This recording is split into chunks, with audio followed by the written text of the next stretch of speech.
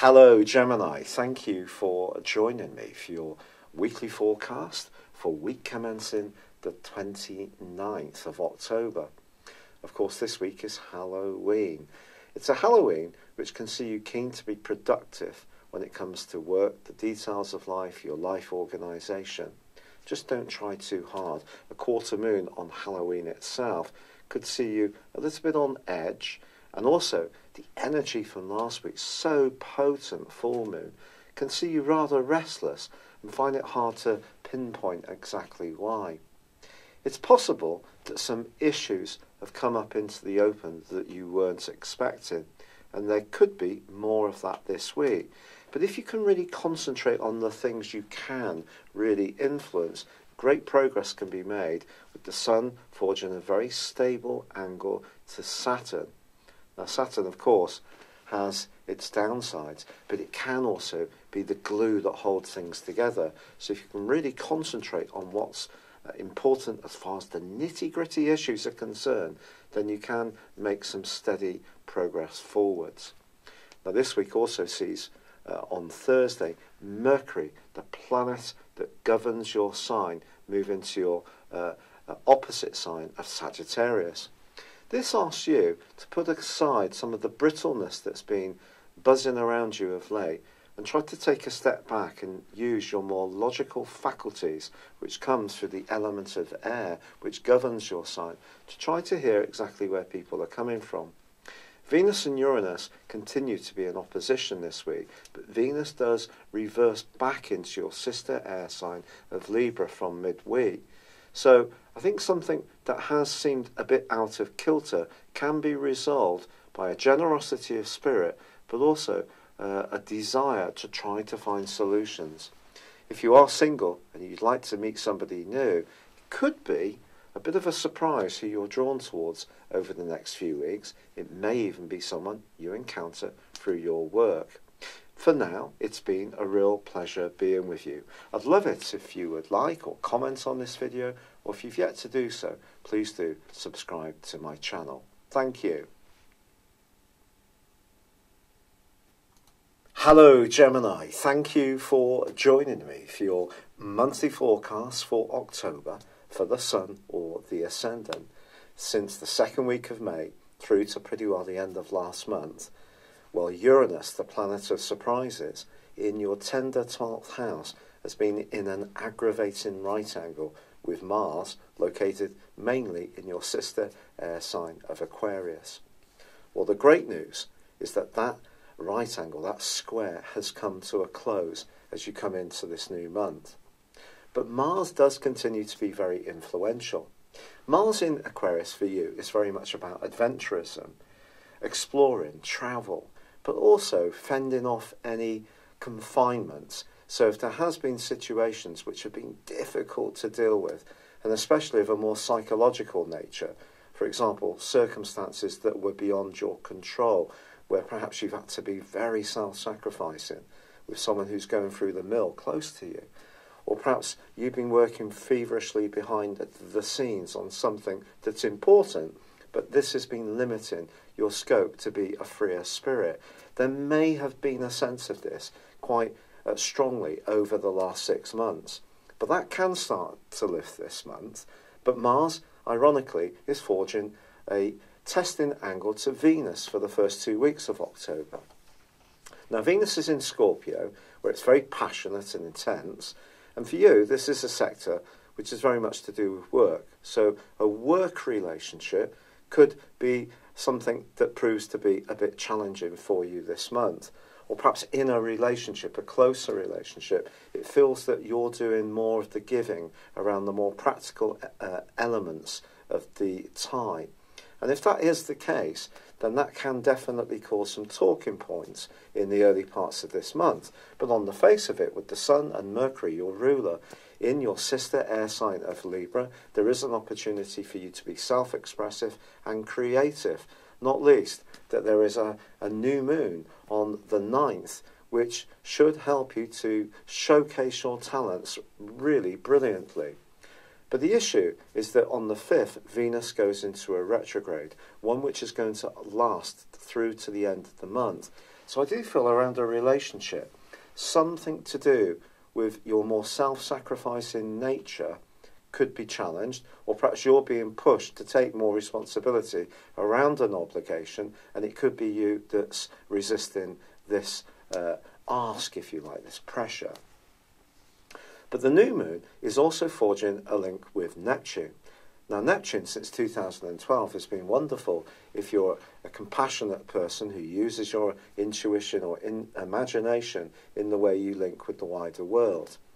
But if your creativity is being compromised in some way, in terms of how you want to be, you're not finding the outlets for your talents, your flair, in the way that you would like, there could be a sense of disappointment over the following months. So I think it is key to have realistic expectations. But also on the 10th, your ruler Mercury joins up with Venus in the sign of Scorpio, where of course you already have Jupiter. Now Jupiter's been forging that fabulous angle with Pluto of late, which really has given you an opportunity to make progress around work and be much more focused in getting a return on the investment of labour and optimism that you often bring to situations.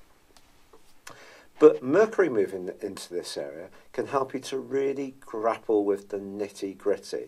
And certainly from the 20th to the 25th, when Mercury forges a fantastic angle to Pluto, you will have the ability, almost like X-ray eyes, to penetrate through any problem and really get to the nub of what it means. This can be in a psychological context, it can be more of a practical one, but you will be a formidable person when it comes to analysing and really distilling the benefits of any situation. Now, pleasingly, in the last 10 days of this month, Mars is actually forging a superb angle to Pluto too. Now, Pluto, of course, is very much about truth and transformation, about power, it's about secret enemies, it's the underworld, it's about change, whether we are choosing it or whether it's being pushed upon us. But I think this angle between Mars and Pluto suggests that if you can be imaginative and open-minded in terms of the people that you're connecting with, then some very powerful influences can come through. And as long as you're working for the good of all, not just for yourself, then Pluto can be very supportive to Mars, and your motivation can be extraordinarily high in the last 10 days of October. This brings us through to the quarter moon of the 16th. This occurs in Capricorn, along with Saturn and Pluto already there. So this is all a very passionate, seething set of energies, which is very much about renewal. But obviously, in order to embrace renewal, sometimes we have to go through a period of letting go of what's no longer appropriate. But I think it's possible for you, on the back of this quarter moon, to think about how you can be more conscious of the situations where you feel there are politics, where you feel that you can't quite be a free spirit. Perhaps someone's being a bit clingy around a friendship. Perhaps they're being a bit jealous of you. Or perhaps someone's motives are more to do with possession in some kind of way. This could be particularly so in a very close romantic alliance. So some energies can come up around that, and especially with Venus tracking backwards and that square with Mars, if something isn't working around a relationship, it will need addressing. But the Sun then moves on the 23rd into Scorpio, joining up with Mercury, joining up with Jupiter, joining up with Venus. So this for you is a vast array of assets to really grapple with life's nitty-gritty, and particularly around life organisation, your work, anything to do with nutrition, what you eat and drink, also exercise, and strangely as it may seem, anything to do with pets, and also aunts and uncles. That's what the sixth house is very much about. So you may find yourself busy around those areas, but the reversing Venus then meets the advancing Sun. So we have Venus conjunct Sun. It is said sometimes that Venus can be dominated by the Sun's influence. That's something that I think we have to test out for ourselves. It is there. It can amplify the value of Venus. So your passion for something that you're dedicated towards, especially if it's helping other people, can be rewarded at this time. But there is a crucial factor here, and it concerns Uranus. Because although Uranus is no longer in that square with Mars, which has been such heavy weather for you, it is still in your 12th solar house through to early November. And I just feel, because it goes opposite both Venus and the Sun at this time, just at the start of the last 10 days of this month, it's possible that you could start to feel that any obligations and responsibilities that you have that are not necessarily chosen ones, they're more the circumstances. There could be a sense of restlessness, itchiness, feeling fenced in, not quite being able to breathe, being really a bit stressed. And also, these the conjunction between the Sun and Venus and the opposition with Uranus feeds into the nodal axis, which is reversing across Leo and Aquarius.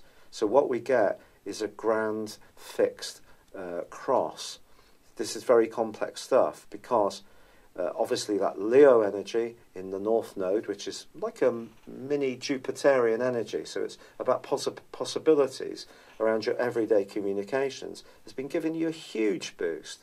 But now, with these angles all clashing with one another, I just feel that if your ideas are being met with resistance or something's not flowing quite as you want, the psychological burden of that could become greater. And you may then go through a period of feeling a bit exhausted.